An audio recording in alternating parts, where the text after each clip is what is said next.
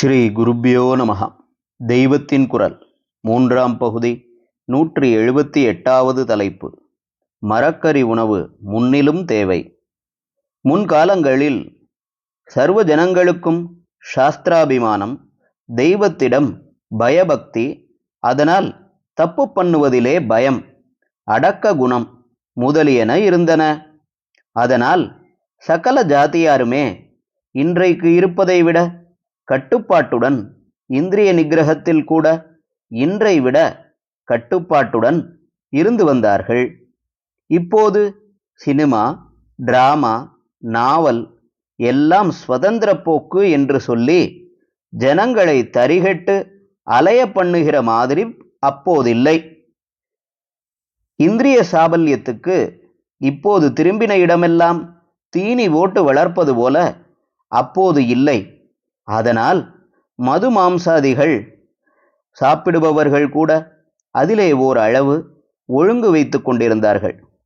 அவர்கள் இன்றைய ஜனங்கள் மாதிரி இல்லாமல் ஷரீரத்தால் நன்றாக உழைக்கவும், உழைத்தபடியால் அந்த சாமான்கள் அவர்களுக்கு தேக ரீதியிலோ மனோரீதியிலோ கெடுதல் பண்ணவில்லை. ஆனால் இப்போதுள்ள பொது ஜனங்களின் ஸ்வபாவம், வேலை முறை எல்லாமே மாறி சூழ்நிலையும் கெட்டுப்போயிருப்பதால் அந்த காலத்தை விட இந்த காலத்தில் சகல ஜாதியாருமே மரக்கறி உணவு பழக்கத்தை கொஞ்சம் கொஞ்சமாக வளர்த்து கொள்வது நல்லது.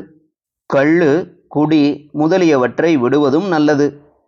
அதோடு இப்போது ஆபீஸ், குடியிருப்பு எல்லாவற்றிலும் எல்லா ஜாதியாரும் முன்னை விட நெருங்கி வாழும்படியாகி இருக்கிறது.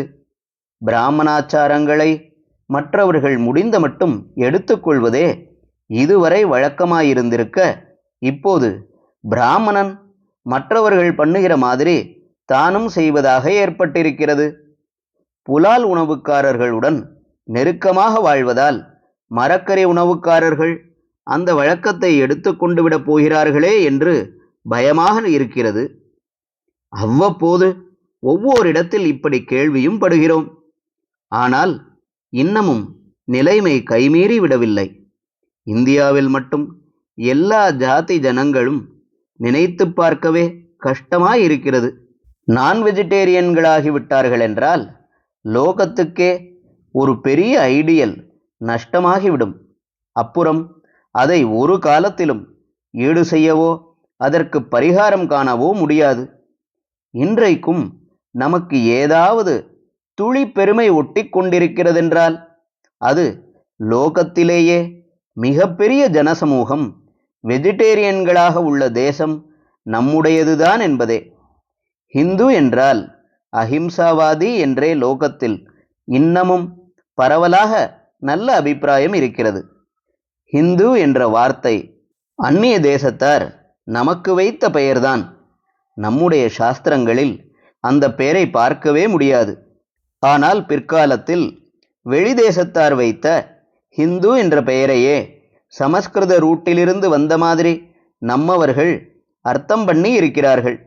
அதாவது ஹிம்சாயாம் தூயத்தே எஸ் ஹிந்து இத்யபிதீயத்தே என்று.